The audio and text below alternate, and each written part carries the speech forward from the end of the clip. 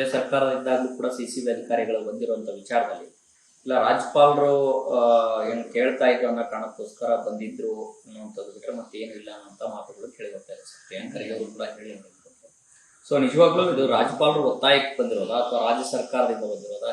ನಿಮ್ಗೇನಾದ್ರು ಮಾಹಿತಿ ಇದೆಯಾ? ಏನಾಗಿದೆ? ಈಗ ರಾಜ್ಯಪಾಲರಿಗೆ ಭಾರತೀಯ ಜನತಾ ಪಾರ್ಟಿಯವರು ಒಂದು ಕಂಪ್ಲೇಂಟ್ ಅನ್ನ ಕೊಟ್ಟಿದ್ರು. ಅದನ್ನ ವಿಚಾರಣೆ ಮಾಡಿ ನಮಗೆ ತಿಳಿಸಿ ಅಂತ ಹೇಳಿರ್ಬೋದು ರಾಜ್ಯಪಾಲರು. ಅವರು ಸಂವಿಧಾನದ ಮುಖ್ಯಸ್ಥರು, ಅವರು ಕಸ್ಟೋಡಿಯನ್ ಆಫ್ ದಿ ಕಾನ್ಸ್ಟಿಟ್ಯೂಷನ್ ಅಂತ ಹೇಳ್ತೀವಿ ರಾಜ್ಯದಲ್ಲಿ. ಇಷ್ಟೊಂದು ಕ್ಷಿಪ್ರ ರೀತಿಯಲ್ಲಿ ಕಾರ್ಯಾಚರಣೆ ಆಗಬೇಕು ಅಂದರೆ ರಾಜ್ಯಪಾಲರು ಮನೆಗೆ ಹೋಗ್ತಕ್ಕಂಥ ಎಲ್ಲ ಕಂಪ್ಲೇಂಟ್ಗಳಲ್ಲೂ ಇಷ್ಟೇ ಶೀಘ್ರವಾಗಿ ತನಿಖೆ ನಡಿಬೇಕು, ವಿಚಾರಣೆ ಮಾಡಬೇಕು ಅನ್ನೋದಿದ್ರೆ ಬಹಳ ಸಂತೋಷ. ಹುಡುಕಿ ನಮ್ಮದೇ ವಿಚಾರಣೆ ಆಗಬೇಕು ಅನ್ನೋದು ನೋಡಿದಾಗ ಅದರಲ್ಲಿ ಏನೋ ಅದ್ರ ಹಿನ್ನೆಲೆ ಏನಿದೆ ಅನ್ನೋದು ಹುಡುಕ್ಬೇಕಾಗತ್ತೆ. ರಾಜ್ಯಪಾಲರು ಶಿಷ್ಟಾಚಾರದಲ್ಲಿ ನೋಡಿದಾಗ ರಾಜ್ಯಪಾಲರು ಆದ್ಮೇಲೆ ವಿಧಾನ ಪರಿಷತ್ತಿನ ಚೇರ್ಮನ್ರು, ಅದಾದ ನಂತರ ವಿಧಾನಸಭೆ ಸ್ಪೀಕರು. ನಾನೊಬ್ಬ ವಿಧಾನ ಪರಿಷತ್ತಿನ ಸದಸ್ಯ. ರಾಜ್ಯಪಾಲರು ಹೇಳಿದ ಮೇಲೆ ಪೊಲೀಸವರು ಬರಬೇಕಾದ್ರೆ ಅವರು ಮುಖ್ಯಮಂತ್ರಿ ಅಥವಾ ಹೋಮ್ ಮಿನಿಸ್ಟರ್ನ ಕೇಳಬೇಕಾದಿಲ್ಲ. ಅವರು ನಮ್ಮ ಚೇರ್ಮನ್ನ ಕೇಳಿ ನಾವು ಈ ಥರ ಹೋಗ್ತೀವಿ ಅಂತ ಹೇಳಬೇಕು. ಶಿಷ್ಟಾಚಾರದ ಉಲ್ಲಂಘನೆ ಕೂಡ ಮಾಡಿದ್ದಾರೆ ಈ ಪೊಲೀಸರು. ಆದ್ದರಿಂದ ಅದು ರಾಜಕೀಯವಾಗಿ ನೋಡಬೇಕಾದ್ರೆ ಅದನ್ನ ಸರ್ಕಾರದಿಂದಾಗಲೂ ಕೂಡ ಸಿಸಿಬಿ ಅಧಿಕಾರಿಗಳು ಬಂದಿರುವಂತ ವಿಚಾರದಲ್ಲಿ ಇಲ್ಲ ರಾಜ್ಯಪಾಲರು ಏನು ಕೇಳ್ತಾ ಇದ್ರು ಅನ್ನೋ ಕಾರಣಕ್ಕೋಸ್ಕರ ಬಂದಿದ್ರು ಅನ್ನುವಂಥದ್ದು ಬಿಟ್ಟರೆ ಮತ್ತೆ ಏನಿಲ್ಲ ಅನ್ನೋಂಥ ಮಾತುಗಳು ಕೇಳಿ ಬರ್ತಾ ಇದೆ. ಪ್ರಿಯಾಂಕರಿಗೆ ಅವರು ಕೂಡ ಹೇಳಿ ಸೊ ನಿಜವಾಗ್ಲೂ ಇದು ರಾಜ್ಯಪಾಲರು ಒತ್ತಾಯಕ್ಕೆ ಬಂದಿರೋದಾ ಅಥವಾ ರಾಜ್ಯ ಸರ್ಕಾರದಿಂದ ಬಂದಿರೋದಾ? ನಿಮ್ಗೇನಾದ್ರು ಮಾಹಿತಿ ಇದೆಯಾ? ಏನಾಗಿದೆ?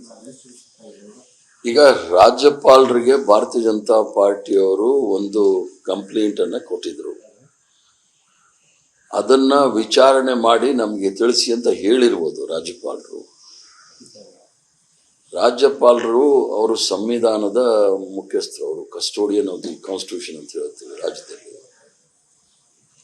ಇಷ್ಟೊಂದು ಕ್ಷಿಪ್ರ ರೀತಿಯಲ್ಲಿ ಕಾರ್ಯಾಚರಣೆ ಆಗಬೇಕು ಅಂದರೆ ರಾಜ್ಯಪಾಲರು ಮನೆಗೆ ಹೋಗ್ತಕ್ಕಂಥ ಎಲ್ಲ ಕಂಪ್ಲೇಂಟ್ಗಳಲ್ಲೂ ಇಷ್ಟೇ ಶೀಘ್ರವಾಗಿ ತನಿಖೆ ನಡಿಬೇಕು, ವಿಚಾರಣೆ ಮಾಡಬೇಕು ಅನ್ನೋದಿದ್ರೆ ಬಹಳ ಸಂತೋಷ.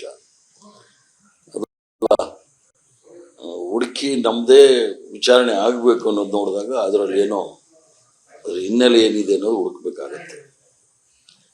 ರಾಜ್ಯಪಾಲರು ಶಿಷ್ಟಾಚಾರದಲ್ಲಿ ನೋಡಿದಾಗ ರಾಜ್ಯಪಾಲರು ಆದ್ಮೇಲೆ ವಿಧಾನ ಪರಿಷತ್ತಿನ ಚೇರ್ಮನ್ರು, ಅದಾದ ನಂತರ ವಿಧಾನಸಭೆ ಸ್ಪೀಕರು. ನಾನೊಬ್ಬ ವಿಧಾನ ಪರಿಷತ್ತಿನ ಸದಸ್ಯ. ರಾಜ್ಯಪಾಲರು ಹೇಳಿದ ಮೇಲೆ ಪೊಲೀಸವರು ಬರಬೇಕಾದ್ರೆ ಅವರು ಮುಖ್ಯಮಂತ್ರಿ ಅಥವಾ ಹೋಮ್ ಮಿನಿಸ್ಟರ್ನ ಕೇಳಬೇಕಾದಿಲ್ಲ. ಅವರು ನಮ್ಮ ಚೇರ್ಮನ್ನ ಕೇಳಿ ನಾವು ಈ ಥರ ಹೋಗ್ತೀವಿ ಅಂತ ಹೇಳಬೇಕು. ಶಿಷ್ಟಾಚಾರದ ಉಲ್ಲಂಘನೆ ಕೂಡ ಮಾಡಿದ್ದಾರೆ ಈ ಪೊಲೀಸರು. ಆದ್ದರಿಂದ ಅದು ರಾಜಕೀಯವಾಗಿ ನೋಡಬೇಕಾದ್ರೆ ಅದನ್ನು ಹಲವಾರು ದೃಷ್ಟಿನಲ್ಲಿ ನೋಡ್ಬೋದು. ಅದಕ್ಕೆ ನೆನ್ನೆ ಬಂದವ್ರಿಗೆ ಏನು ಹೇಳಬೇಕು ಅದನ್ನು ಹೇಳಿ ಕಳಿಸಿದ್ದೀವಿ.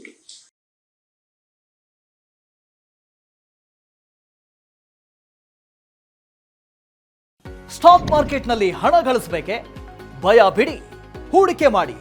ತಿಳಿಯಿರಿ ಸಣ್ಣ ಸಣ್ಣ ಟ್ರಿಕ್ಸ್. ಗೊತ್ತಿಲ್ಲದೆ ಸ್ಟಾಕ್ ಟ್ರೇಡಿಂಗ್ ನಲ್ಲಿ ದುಡ್ಡು ಕಳ್ಕೊಂಡಿದ್ದೀರಾ? ಸ್ಟಾಕ್ ಇನ್ವೆಸ್ಟ್ಮೆಂಟ್, ಸ್ಟಾಕ್ ಟ್ರೇಡಿಂಗ್ ವ್ಯತ್ಯಾಸ ಗೊತ್ತಿಲ್ವೇ? Equity, ETF, derivatives, option contract ಅರಿತು ಲಾಭ ಗಳಿಸಬೇಕೆ?